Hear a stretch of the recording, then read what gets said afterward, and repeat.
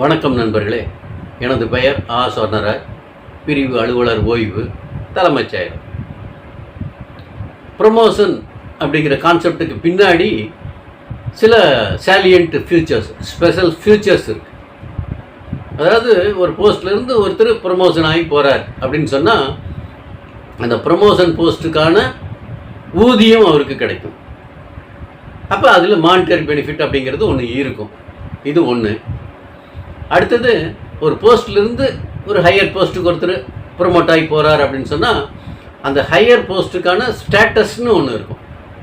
இப்போ அந்த போஸ்ட்டுக்கு ஒருத்தர் போயிட்டாருன்னு சொன்னால் சக பணியாளர்கள் மத்தியில் அந்த போஸ்ட்டுக்கு உண்டான மதிப்பும் மரியாதையும் அவருக்கு கிடைக்கும். இது ரெண்டையும் தாண்டி சொசைட்டியில் சில போஸ்ட்டுகளுக்கு ஒரு ஸ்டேட்டஸ் வச்சுருப்பாங்க, அப்புறம் மதிப்பும் மரியாதையும் வச்சுருப்பாங்க. இப்போ அந்த மாதிரியான ஒரு போஸ்ட்டுக்கு ஒருத்தர் ப்ரமோட் ஆகி எலிவேட் ஆகி போகிறார் அப்படின்னு சொன்னால் கண்டிப்பாக அந்த போஸ்ட்டுக்கான ஸ்டேட்டஸ் அவருக்கு கிடைக்கும், அந்த போஸ்ட்டுக்கான மதிப்பு மரியாதையும் அவருக்கு கிடைக்கும். இது அவருடைய ஃப்ரெண்ட் சர்க்கிளில் கிடைக்கும், அவருடைய ரிலேட்டிவ் சர்க்கிள்லேயும் கிடைக்கும், அது இல்லாமல் சொசைட்டிலையும் அவருக்கு அந்த மதிப்பு மரியாதையும் கிடைக்கும்.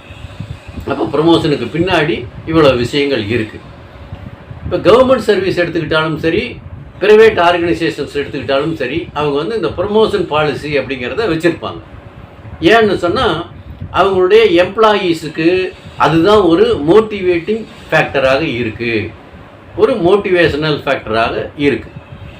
இப்போ ப்ரமோஷனே இல்லை, என்ட்ரி லெவல் போஸ்ட்டில் வரக்கூடிய ஒரு ஜூனியர் ரெசிஸ்டண்ட்டாகவே 30 வருஷம் 35 வருஷம் சர்வீஸ் போடணும் அப்படின்னு சொன்னால் அவருக்கு போர் அடிச்சிடும். அப்புறம் அவருடைய ஃபுல் எஃபிஷியன்சியை அவர் காட்ட முடியாது, ஃபுல் டெடிக்கேட்டடாக வேலை பார்க்க முடியாது. அதுக்காக தான் அந்த ப்ரமோஷன் பாலிசி அப்படின்னு ஒன்று வச்சுருப்பாங்க. அது கவர்மெண்ட் சர்வீஸ்லேயும் இருக்கும், ப்ரைவேட் ஆர்கனைசேஷன்லேயும் வச்சுருக்கிறாங்க. இப்போ கவர்மெண்ட் சர்வீஸை பொறுத்த வரைக்கும் இந்த ப்ரமோஷன் ஸ்டேஜ் அப்படிங்கிறது டிபார்ட்மெண்ட்டு மாறுபட்டுருக்கும்.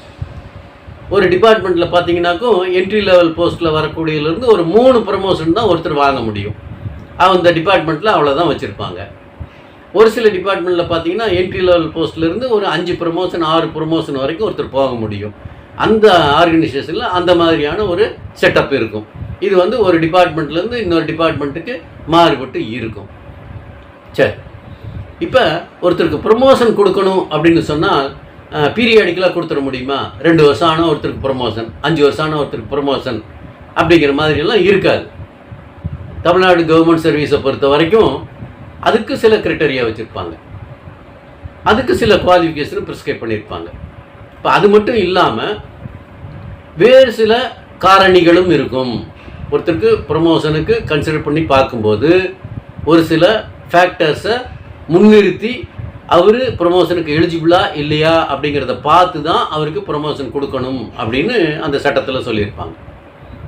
இப்போ இந்த வீடியோவில் பர்டிகுலராக நம்ம என்ன பார்க்க போகிறோம் அப்படின்னு சொன்னால், என்னென்ன காரணங்களால் ஒருத்தருக்கு ப்ரமோஷன் மறுக்கப்படும் அப்படிங்கிறத பற்றி தான் இந்த வீடியோவில் நம்ம பார்க்க போகிறோம். சரிங்களா? இப்போ எந்த ஒரு ப்ரமோஷன் கொடுக்கறதுக்கு முன்னாடியும் அதுக்கு பேனல் அப்படின்னு ஒன்று போடுவோம். இந்த பேனல் அப்படிங்கிற வார்த்தை எங்கே வருது அப்படின்னு பார்த்தா எங்கேயுமே இருக்காது. அதுக்கு பதிலாக அப்ரூவ்டு கேண்டிடேட்ஸ் அப்படின்னு சொல்லியிருப்பாங்க. அது எங்கே சொல்கிறாங்கன்னா, Tamil Nadu government servants conditions of service act 2016 section 17 தான் சொல்லியிருப்பாங்க. அப்ரூவ்டு கேண்டிடேட்ஸ் அப்படின்னு சொல்லியிருப்பாங்க. அதைத்தான் நம்ம பேனல்னு சொல்லிக்கிட்டு இருக்கிறோம். இப்போ அந்த மாதிரி ஒரு பேனலை நம்ம தயார் பண்ணுறதுக்கு முன்னாடி யார் யாரெல்லாம் கன்சிடர் பண்ணணும், யார் யாரையெல்லாம் கன்சிடர் பண்ணக்கூடாது அப்படிங்க பார்க்கணும் அப்படின்னு சொல்லி அந்த செக்ஷன் 7 சொல்லியிருப்பாங்க. இப்போ அந்த குரூசியல் டேட்டை தான் நம்ம கட் ஆஃப் டேட்டாக எடுத்துக்கிட்டு அந்த டேட் அன்னைக்கு ஒருத்தர் குவாலிஃபை ஆகிறாரா குவாலிஃபை ஆகலையா அப்படிங்கிறத முடிவு பண்ணணும். இப்போ அந்த கட் ஆஃப் டேட் அன்னைக்கு, அதாவது அந்த குரூசியல் டேட் அன்னைக்கு ஒரு கவர்மெண்ட் சர்வெண்ட் மேலே கிரிமினல் கேஸ் பெண்டிங் இருந்து சார்ஜ் ஷீட் ஃபைல் பண்ணிட்டாங்க அப்படின்னு சொன்னால் அவரை அந்த பேனலில் சேர்க்கக்கூடாது அப்படின்னு சொல்லியிருப்பாங்க. இது ஒன்று. ரெண்டாவது, ஒழுங்கு நடவடிக்கை தீர்ப்பாயங்கள். கவர்மெண்ட் ஒழுங்கு நடவடிக்கை தீர்ப்பாயங்களில் கான்ஸ்டியூட் பண்ணியிருப்பாங்க. அந்த ஒழுங்கு நடவடிக்கை தீர்ப்பாயங்களில் ஒரு கவர்மெண்ட் சர்வெண்ட் மேலே ஒழுங்கு நடவடிக்கை தொடர்பான விசாரணை நிலுவையில் இருக்குது அப்படின்னு சொன்னால் குருசியல் டேட் அன்னைக்கு அந்த ஒழுங்கு நடவடிக்கை தீர்ப்பாயத்தில் அவர் மேலே அந்த ஒழுங்கு நடவடிக்கையில் விசாரணை நிலுவையில் இருக்குது அப்படின்னு சொன்னால் அவரையும் வந்து பேனலில் சேர்க்கக்கூடாது அப்படின்னு சொல்லியிருப்பாங்க. இது 2வது. 3வது, ப்ரிவென்ஷன் ஆஃப் கரப்ஷன் ஆக்ட். அந்த ஆக்டின் கீழ் ஒருத்தரை வந்து அரெஸ்ட் பண்ணியிருக்கிறாங்க. குருசியல் டேட்டு அல்லது அந்த குருசியல் டேட்டுக்கு முன்னாடி ஒருத்தரை வந்து அரெஸ்ட் பண்ணிட்டாங்க அப்படின்னு சொன்னால் அவரையும் வந்து அந்த பேனலில் சேர்க்கக்கூடாது அப்படின்னு சொல்லியிருப்பாங்க. இது 3வது. 4வது, 17B கீழ் ஒருத்தர் மேலே வந்து ஒழுங்கு நடவடிக்கை எடுத்து அந்த ஒழுங்கு நடவடிக்கை பெண்டிங்கில் இருக்குது, குருசியல் டேட் அன்னைக்கு பெண்டிங்கில் இருக்குது அப்படின்னு சொன்னால் அவரையும் வந்து அந்த பேனலில் இன்க்ளூட் பண்ணக்கூடாது அப்படின்னு சொல்லியிருப்பாங்க. இது 4வது. 5வது, குருசியல் டேட் அன்னைக்கு ஒருத்தர் சஸ்பென்ஷனில் இருக்கிறார் அப்படின்னு சொன்னால், அதாவது ஒருத்தர் வந்து குருசியல் டேட்டுக்கு முன்னாடி கூட சஸ்பெண்ட் பண்ணியிருப்போம், அவருடைய சஸ்பென்ஷன் குருசியல் டேட்லேயும் தொடருது அப்படின்னு சொன்னால் அவரை வந்து பேனலில் சேர்க்கக்கூடாது. குருசியல் டேட் அன்னைக்கு ஒருத்தர் சஸ்பெண்ட் பண்ணுறோம் அப்படின்னு சொன்னால் அவரையும் வந்து பேனலில் சேர்க்கக்கூடாது அப்படின்னு சொல்லியிருப்பாங்க. அது மட்டும் இல்லாமல் ஒருவேளை குருசியல் டேட்டுக்கு முன்னாடி அவரை சஸ்பெண்ட் பண்ணலை, குருசியல் டேட் அன்னைக்கும் அவரை சஸ்பெண்ட் பண்ணலை, இப்போ அவரை வந்து பேனலில் பேரை இன்க்ளூட் பண்ணியாச்சு, பேனல் அப்ரூவ் ஆகி பப்ளிஷ் பண்ணிட்டோம், அதுக்கப்புறம் வந்து சீனியாரிட்டி படி எவ்வளோ வேக்கன்சி இருக்கோ அதை வந்து நம்ம அந்த பேனலில் இருக்கக்கூடிய சீனியாரிட்டி படி ஃபில்அப் பண்ணுவோம், ப்ரமோஷன் கொடுத்து அப்பாயின்மெண்ட் ஆர்டர் இஷ்யூ பண்ணுவோம். இப்போ இந்த இடைப்பட்ட காலம், அதாவது பேனல் இஷ்யூ பண்ணிட்டோம், பேனலில் ஒருத்தர் பேர் இருக்குது, இன்னும் ப்ரமோஷன் ஆர்டர் கொடுக்கல, ப்ரமோஷன் ஆர்டர் கொடுக்க போகிறோம், அந்த ப்ரமோஷன் ஆர்டர் கொடுக்க போகிற அன்னைக்கு ஒருத்தரை சஸ்பெண்ட் பண்ணுறோம் அப்படின்னு சொன்னால் அவருக்கு வந்து அந்த ப்ரமோஷன் கொடுக்கக்கூடாது.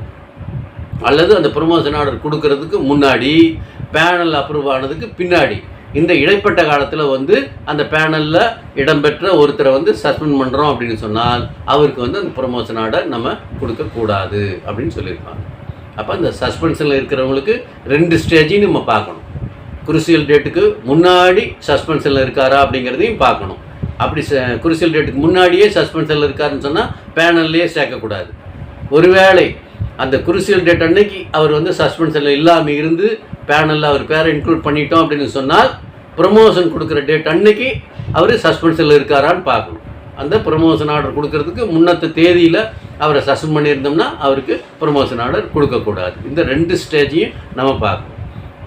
அடுத்ததாக குருசியல் டேட்லேருந்து ஓராண்டு காலம், குருசியல் டேட்டுக்கு முன்னாடி இருக்கக்கூடிய 1 வருஷ காலத்துக்குள்ள ஒரு கவர்மெண்ட் சர்வெண்ட்டுக்கு சென்சியூர் அப்படிங்கிற பனிஷ்மெண்ட்டை கொடுத்துருந்தால் அவரை வந்து பேனலில் சேர்க்கக்கூடாது அப்படின்னு சொல்லியிருப்பாங்க.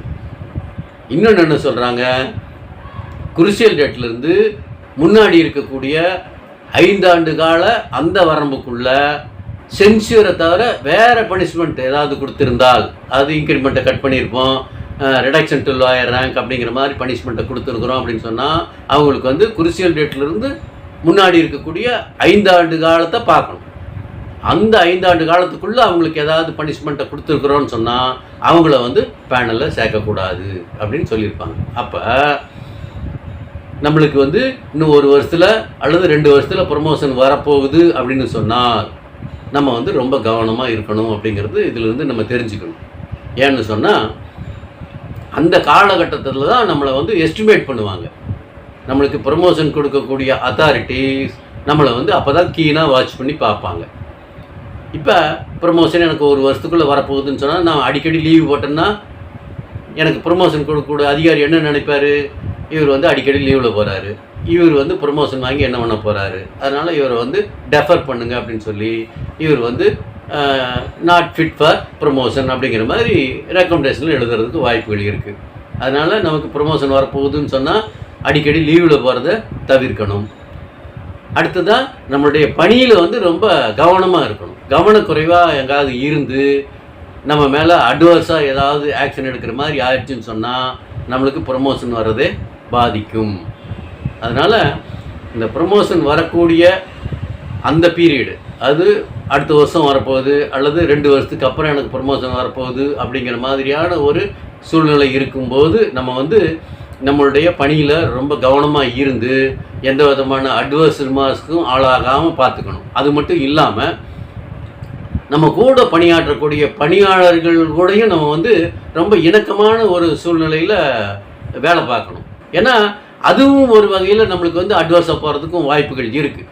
அதனால் ப்ரமோஷன் வாங்கிறதுக்கு முன்னாடி அப்படிங்கிறது மட்டும் இல்லாமல் நம்மளுடைய டோட்டல் சர்வீஸ் பீரியட்லேயுமே நம்ம வந்து ரொம்ப கவனமாக வேலை பார்க்குறோம், ரொம்ப டெடிக்கேட்டடாக இருக்கிறோம், ரொம்ப வந்து நம்மளுடைய பணிகளில் சிரத்தை எடுத்து எல்லாம் பண்ணுறோம் அப்படின்னு சொன்னால் நம்மளுக்கு எதிராக அட்வர்ஸ் ஏதாவது வந்தாலும் கூட நம்ம மேலே இருக்கக்கூடிய அந்த நல்ல ஒப்பீனியன் நம்மளை வந்து காப்பாற்றும். இதை தெரிஞ்சுக்கணும் அப்படிங்கிறதுக்காக தான் இந்த வீடியோ. சரிங்களா?